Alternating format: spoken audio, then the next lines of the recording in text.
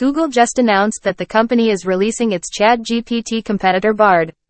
But chances are you won't be able to access the product right away as the company is starting with a limited public rollout.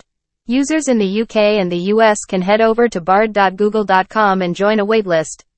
The company calls Bard an early experiment that lets you collaborate with generative AI. Like OpenAI's ChatGPT and Microsoft's Bing chatbot, Bard is a chatbot based on a large language model.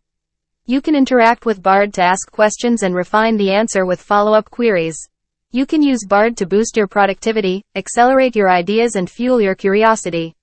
You might ask Bard to give you tips to reach your goal of reading more books this year, explain quantum physics in simple terms or spark your creativity by outlining a blog post. Google VP of Product Sissy Shao and Google VP of Research Eli Collins wrote in a blog post. When Google first unveiled Bard last month, there wasn't much to see other than a lengthy blog post written by Google CEO Sundar Pichai.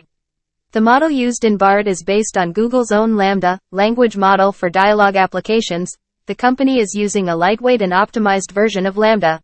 In a conference in Paris, Google explained that Bard would work particularly well for NORA queries, questions to which there's no one right answer.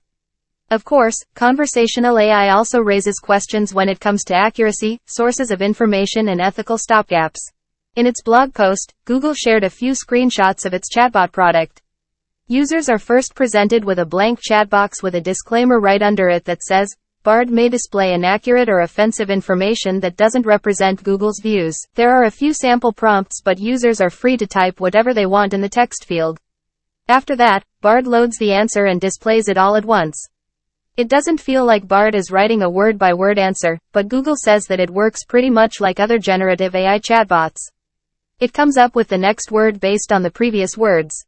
At the bottom of the answer, you can rate the answer with a thumbs up or thumbs down, restart the conversation or click on a Google it button to switch to Google's search engine.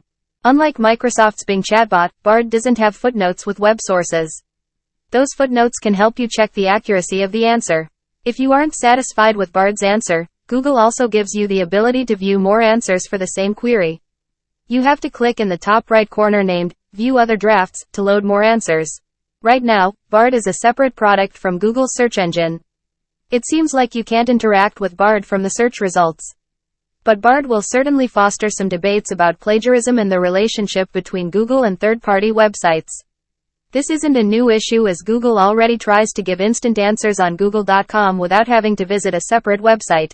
In other words, today's limited release of Bard is the first step of a long process.